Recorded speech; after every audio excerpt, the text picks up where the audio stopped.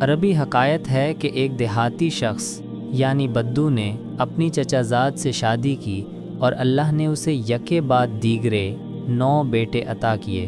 قبیلے میں اس کی شان بلند ہو گئی کیونکہ اس زمانے میں بیٹے طاقت، عزت اور فخر سمجھے جاتے تھے۔ مگر جب 10ویں بار اس کی بیوی نے ایک بیٹی کو جنم دیا تو گویا اس پر بجلی گر گئی۔ بجائے شکر کے اس کے چہرے پر غصے اور ناگواری کے آثار پھیل گئے۔ اس نے آسمان کی طرف دیکھ کر چیخ اٹھا، یا لیل الاسود، یا لیل الاسود، یعنی ہائے میری سیاہ رات، اے میرے بد نصیب دن۔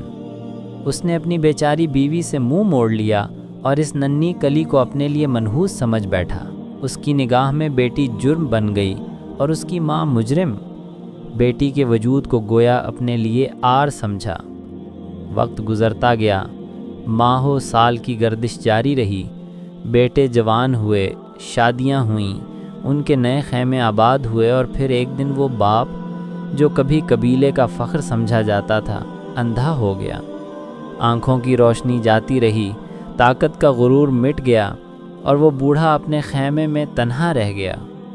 9 بیٹے جن پر اس نے ناز کیا تھا اپنی اپنی زندگیوں میں مصروف ہو گئے۔ کسی نے پلٹ کر نہ دیکھا، نہ اس کے دکھ کا مداوع کیا۔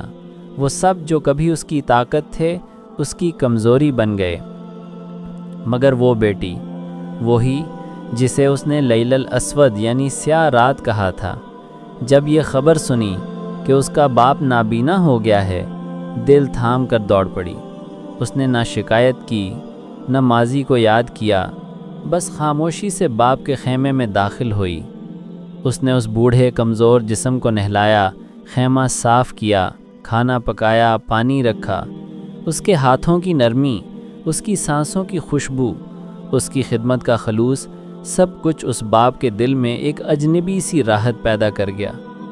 کھانا کھلانے کے بعد جب اس نے دوا دینے کے لیے باپ کا ہاتھ تھاما تو اس نے اس کی کلائی کو تھام کر لرزتی آواز میں پوچھا، بتاؤ اے بیٹی، تو کون ہے؟ تو کون ہے جس نے میرے اندھیرے میں یہ روشنی بھر دی ہے؟ اس کے آنکھوں سے آنسو بہہ نکلے۔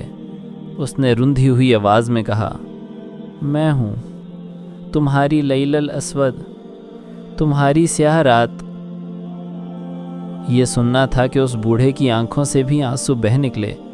وہ زاروں قطار رو پڑا۔ اس کے دل پر ندامت کے پہاڑ ٹوٹ پڑے۔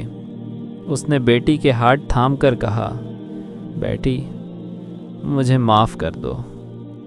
کاش میری ساری راتیں سیاہ ہوتیں اور ان کی سیاہی تمہارے نور جیسی ہوتی۔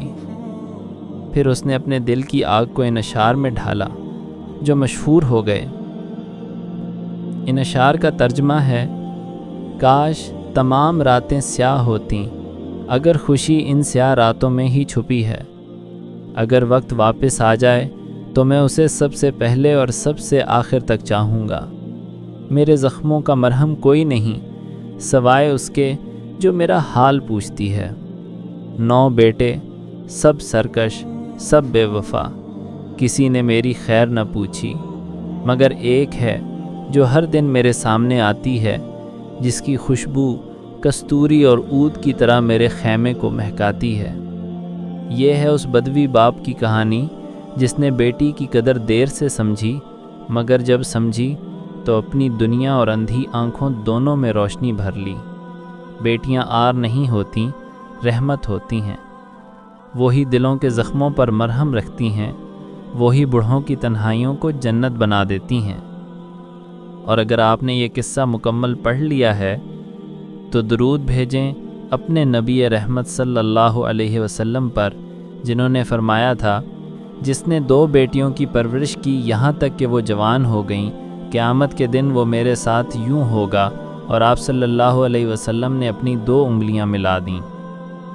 اللہم صلی وسلم علی نبینا محمد وعلی آلہ وصحبہ اجمعین، آمین۔